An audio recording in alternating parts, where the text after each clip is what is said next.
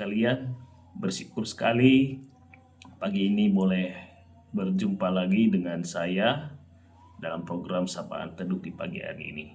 Sebelum kita mulai mendengarkan firman Tuhan, mari kita siapkan hati, kita berdoa. Kita berdoa.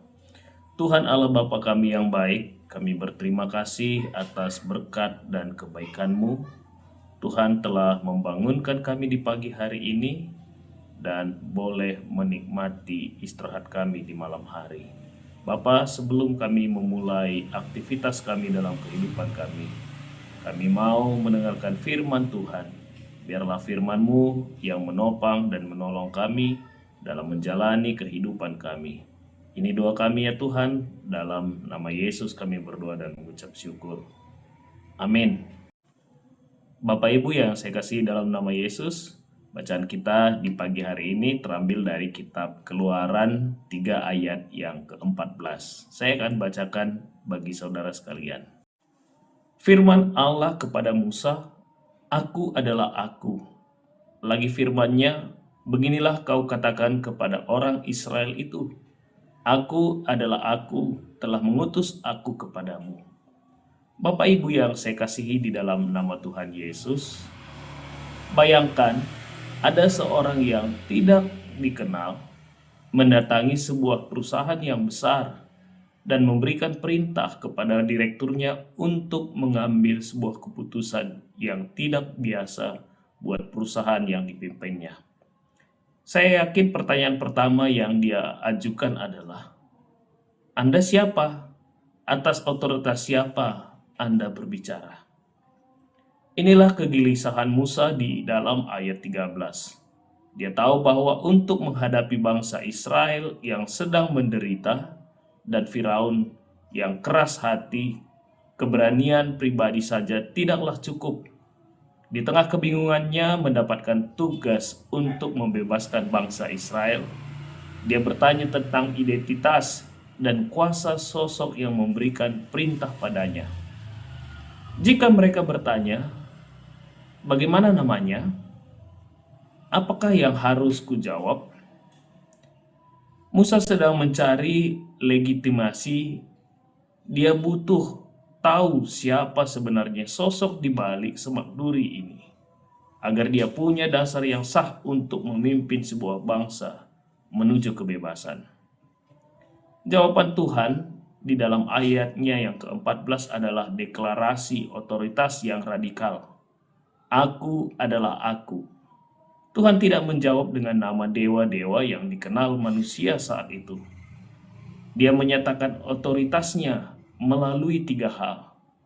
Yang pertama, otoritas yang tidak bergantung kepada siapapun. Allah menyatakan bahwa Dia adalah sumber segala sesuatu. Dia tidak butuh izin dari Firaun untuk membebaskan Israel. Dia adalah hukum di atas segala hukum. "Aku adalah Aku" berarti Dia adalah pemegang kedaulatan yang mutlak atas manusia. Yang kedua, otoritas yang selalu hadir, aktif. Nama ini mengandung janji bahwa Dia akan membuktikan otoritasnya melalui tindakan. Otoritas Tuhan bukan sekedar tulisan di atas kertas, tapi kuasa yang akan membelah laut, menurunkan roti dari langit, dan menumbangkan kerajaan Mesir. Yang ketiga, otoritas yang melampaui definisi manusia. Tuhan menolak dikotakkan. Firaun mungkin mengklaim diri sebagai dewa matahari atau dewa sungai Nil, tapi Tuhan berkata, "Aku adalah segalanya yang melampaui itu semua." Saudara, dalam nama Tuhan Yesus Kristus, di dalam kehidupan modern, kita sering kali merasa tertekan oleh otoritas-otoritas dunia. Kita ditekan oleh otoritas opini publik, apa yang orang katakan. Kita ditekan oleh otoritas ketakutan akan masa depan. Kita ditekan oleh otoritas keadaan ekonomi kita. Pertanyaan bagi kita hari ini adalah, nama siapa yang membawa kita saat ini menghadapi tekanan-tekanan tersebut dalam hidup kita? Mari kita belajar dari Musa. Dia pergi ke Mesir bukan membawa namanya sendiri, bukan pula membawa gelar mantan pangeran yang diembannya. Dia pergi membawa otoritas Allah, sang pemegang otoritas dunia ini.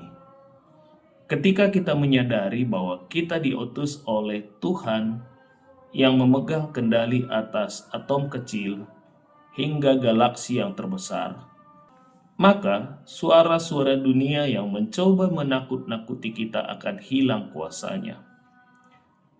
Seringkali kita gagal bukan karena kita kurang hebat atau Allah kita kurang kuat, tapi karena kita lupa siapa yang mengutus kita. Kita lupa otoritas siapa yang ada di belakang kita. Hari ini, ingatlah kembali Tuhan yang mengutus saudara untuk menjadi berkat di kantor, di keluarga, dan di tengah masyarakat. Dia adalah Tuhan yang menyatakan dirinya sebagai yang ada dan berdaulat. Dunia mungkin bertanya kepada saudara, siapakah kamu berani menghadapi badai ini? Maka jawablah dengan iman, bukan siapa aku yang penting, tapi aku datang dalam otoritas Dia yang berkata, aku adalah aku. Amin. Tuhan Yesus memberkati kita. Mari kita bersatu di dalam doa. Allah Bapa yang baik, kami bersyukur firman-Mu boleh kami terima di pagi hari ini. Kami tahu bahwa Tuhan yang mengutus kami di dalam dunia ini adalah Tuhan yang memiliki kuasa yang besar, yang mampu menguasai kehidupan kami, menguasai dunia ini, menguasai pergumulan-pergumulan kami. Hari ini kami datang kepadamu ya Tuhan, meminta pertolongan agar kiranya Tuhan berkenan menuntun kami, membawa kami menghadapi berbagai badai dan cobaan hidup kami. Secara khusus kami berdoa buat anak-anak Tuhan yang ada di GBKP Runggun Balikpapan, begitu juga dengan Perminggun di Penajam.